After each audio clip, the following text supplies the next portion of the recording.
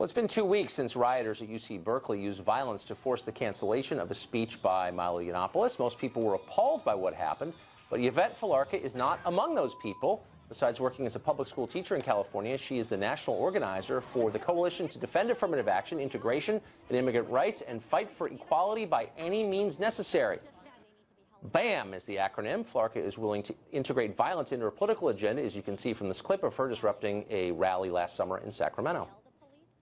Are these people going to get off our street? Hey, Dave, we don't have to give a speech. Need to go, boy. Hey, Dave, be nice. Come here now. Off our street. Off our street. You, sir, please. I'm just here to protest. Please.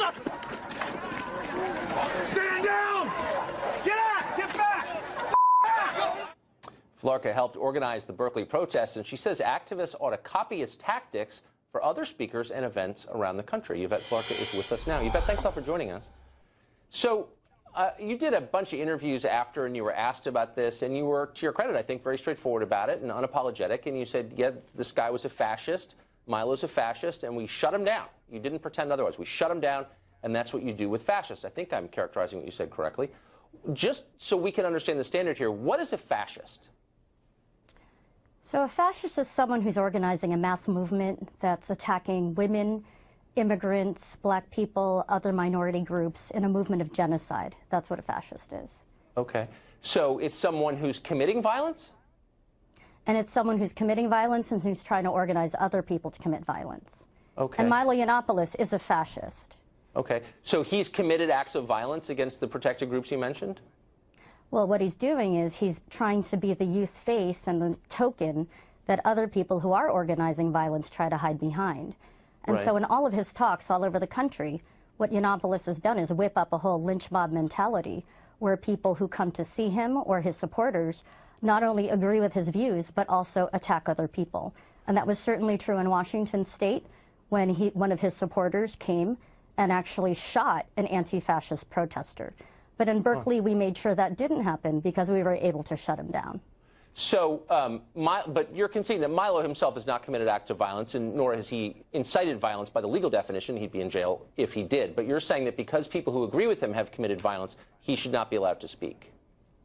You know, fascist movement takes many forms, and it always tries to have one form that looks respectable and a little bit milder. But Yiannopoulos isn't just a stand-up comedian, and he isn't someone who just has ideas and posts them up on YouTube. He's someone who is funded by Breitbart and Steve Bannon to go around to college campuses to try to recruit other young people to then conduct those attacks on his behalf and on Trump's behalf. But I'm really, really glad to say that thousands of us were out there last week, or February 1st, and made sure that there were thousands of us to make sure that we defended our campus, this community, and especially the immigrant and Muslim students who were under attack and have been under attack by him and other fascists. Right, and by using violence, I mean, you don't shy away from that by any means necessary is the name of your group, and so it implies violence. So what should we do with fascists? I mean, if you think that someone is espousing genocide, what should we do with them? I mean, should that person be allowed to walk free? Should we put him in jail? Should we kill him? Should we exile him? I mean, it's a sincere question. If you're willing to use violence because you think someone is espousing genocide, what's the penalty for that?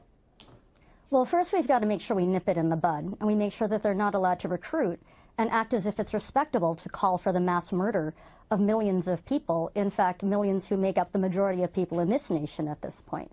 Okay, and so they can't hide behind a platform of free speech. Milo Yiannopoulos, this is not a defense of him, just a factual point, has not ever said that, in public anyway, not that we have a record of.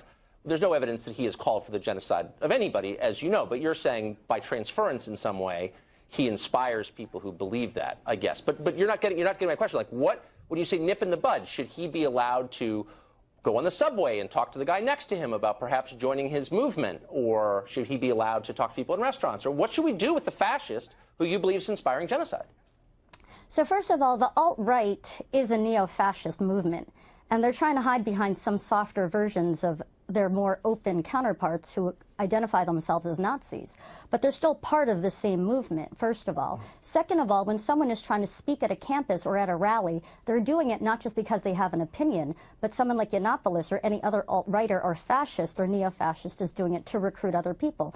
No, we don't let them recruit. And in fact, when you look back at the Holocaust and the lessons that we draw from that, we don't say, oh, well, at least we let them voice their opinion. We say never again. Okay, well, so, again is now, and when especially we say that, after Trump. we elevate people like Dietrich Bonhoeffer or members of the plot against the leader of Nazi Germany to kill him. So, I mean, that was the response, of course, to the leader of that fascist movement. Most people think it was legitimate. Do you think, you're not answering my question, that people like Milo, who you've decided are fascists, should be allowed to speak in public? You said they weren't allowed to speak at Berkeley. He should not be allowed to speak in corner? public to spread his racist and misogynistic and homophobic lies. No, he does not have the right to do that. What about when he's using his speech to whip up attacks on people? No, he doesn't have the right to do that. So and to spread lies about our humanity? No, he doesn't. Okay, so you're not and we allowed have to a right say to things defend that you ourselves think are in that. untrue. Well, I mean, of course, in the case of Berkeley, no, he that's was not what I committed. said. I didn't say you're not allowed to say things that are untrue. But if you're trying to spread racism and hostility, misogyny, rape, whip up people to lynch people, or to certainly have that mentality to rape people or to lynch them, absolutely not. And any decent human being, whether it was in a classroom or at a restaurant, if they heard someone doing that, would turn around and tell them, you need to stop talking. You are not welcome here. This is not a safe environment. You need to go. Well, that's what we did at UC Berkeley, and that was a good thing. hit them or set fires. So you're a middle school teacher, which may surprise some of our students, or rather some of our viewers, that you have students. The First Amendment was always kind of the cornerstone of American civic life, the idea that you have the right to say something that other people may vehemently disagree with, but you have that right. It's enshrined in the Bill of Rights. Do you teach that to your students? The First Amendment is about free speech, but that's not an abstraction. And if there was someone in my classroom who was espousing rape or genocide or attacks on Muslims, I would certainly make sure that I stood up for the rest of my students and told them they need to stop. And if they refused to, they would need to leave. Would you hit them? In fact, fascism isn't just about abstract. No, I'm not finished though yet. And I'm not finished yet. If there is a fascist in any situation that I was in, I would call for other people to take action too, but it's not just about the immediate moment. Right. It's also within the context of building a movement. But I don't want this to be abstract. Against Donald Trump You're getting abstract. and against fascism. I want to bring this back to the concrete, as you said, and rightly so. So if there was a student in your class who started espousing what you believe is fascism, and you said you need to leave, you need to be quiet, you need to leave, and he didn't leave, would you hit him as you hit that protester? Would you beat him up? No, of course not. But that's not what we're talking about here. We're talking about people who, you know what? In Sacramento, there were fascists who had knives tied at the ends of sticks, and they stabbed people, including Not the man that you hit. He looked kind of unarmed to me. Oh, yes, actually, they did. And it's funny to you, but it's actually not funny to the rest of us. And that's why we take this really seriously. I know that you take it seriously, and that's why I'm asking you a really simple question. But I am serious as a heart. I am serious as a heartbeat, I believe you. Oh, I believe that you're serious. And we're not talking about a classroom. We're talking about people who are trying to kill and murder people and who've already done it. And who are trying to create a hostile environment on these campuses in order to do that. No, that's not a safe environment for immigrant students. That's not a safe environment for women or Muslim students or trans students. And so, yeah, we have a right to defend ourselves and real free speech. Let me ask you one last question, Eva, if I may. So if you're standing, I just want to know, like, the protocol for anti-fascist activists like yourself. You're standing on a street corner, someone starts saying something you don't like, and you think, boy, that's an act of hostility, that person's a fascist. No, but you are misrepresenting the words that I've been saying. This isn't about not liking something. This isn't about Ben & Jerry's versus Stone Cold Pizza or something. This is about the lives of real people, immigrants who are under attack now, Muslims who are being massacred, and I'm women who are being raped. How deep is your commitment? So you're the one trivializing this, not me. I'm not in any way trivializing, and I ask you a sincere question. To what extent would you go to stop that person from spreading genocidal propaganda?